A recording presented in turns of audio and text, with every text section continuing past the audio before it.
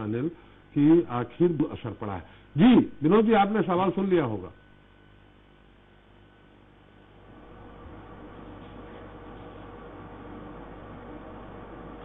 हाँ बिल्कुल, जैसा आपने पूछा कि बसपा अगर लड़ती है तो कहीं ना कहीं उसका पूरा जो फायदा है वो बीजेपी को जाएगा, क्योंकि जो दलित वोट है वो कांग्रेस की एक वोट बैंक माना जाता है, और ऐसे में बसपा प्रत्याशी खड़ा होगा तो कहीं ना कहीं इनको डैमेज करेगा कांग्रेस को।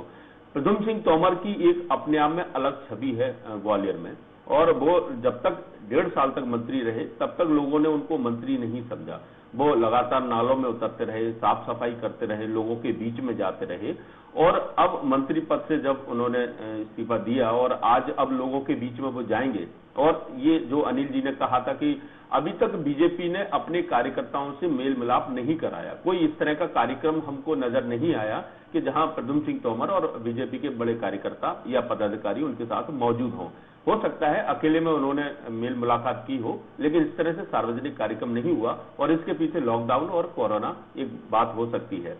साथ ही जो प्रद्युम्न सिंह तोमर है उनको बीजेपी से चुनाव लड़ने में 2 तरह से चुनाव लड़ना पड़ेगा। एक तो कांग्रेस के लोगों से ही चुनाव लड़ना है, दूसरा बीजेपी के जो जो अंदर के जो लोग हैं उनसे भी चुनाव लड़ना है, क्योंकि अगर उन्होंने सपोर्ट नहीं किया तो बड़ी परेशानी खड़ी हो जाएगी। कांग्रेस के जो कार्यकर्ता थे वो अभी भी कांग्रेस में हैं, और कई ऐसे कार्यकर्ता हैं जो 2 नाव में सवार हैं। उनको लग रहा है कि अगर कांग्रेस की सरकार बनती है तो उसमें चले जाएंगे, और बीजेपी की सरकार बनती है तो बीजेपी में आ जाएंगे, यानी कांग्रेस में तो वो पहले से है ही। इस तरह के कई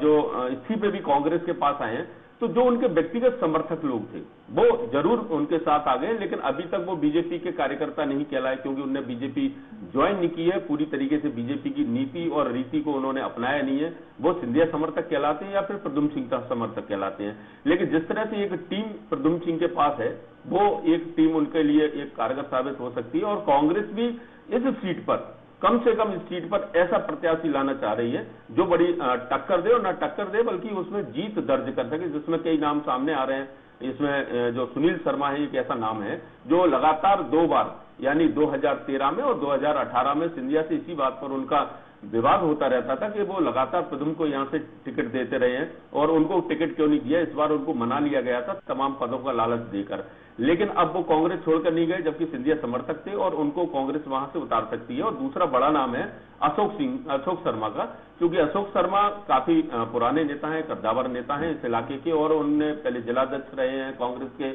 सेवा दल के अध्यक्ष रहे हैं, और इसके अलावा मेला प्राधिकरण के उपाध्यक्ष रहे हैं, तो उन पर भी कांग्रेस उतार सकती है। और तीसरा बड़ा नाम है संत कृपाल सिंह। जो संत कृपाल सिंह है, क्षत्रिय समाज में उनकी बड़ी पकड़ है, तो अगर क्षत्रिय समाज के गणित से अगर उतारा जाता है तो संत कृपाल सिंह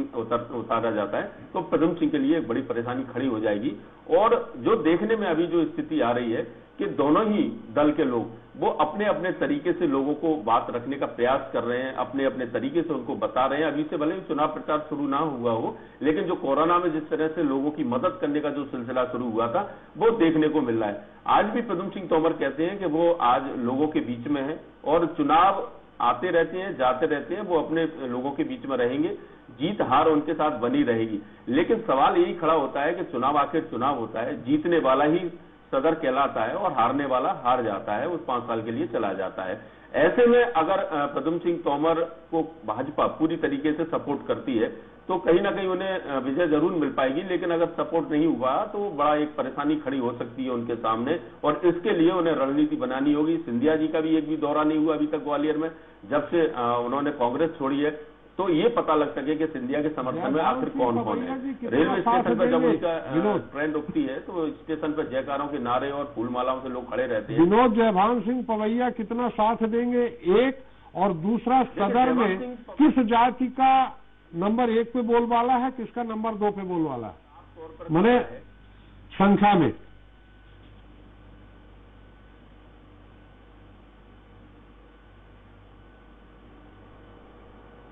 देखिए, जयभान सिंह पवैया की और प्रद्युम्न सिंह तोमर की कभी एक दूसरे से बहुत अच्छे संबंध नहीं रहे, क्योंकि राजनीतिक जो वार होते थे वो लगातार दोनों के बीच में होते रहते थे। महल पर जब हमला बोलते थे जयभान सिंह पवैया तो प्रद्युम्न सिंह तोमर उस पर आकर बचाव करते थे, और कई ऐसे आयोजन थोड़ा सा हमारे साथ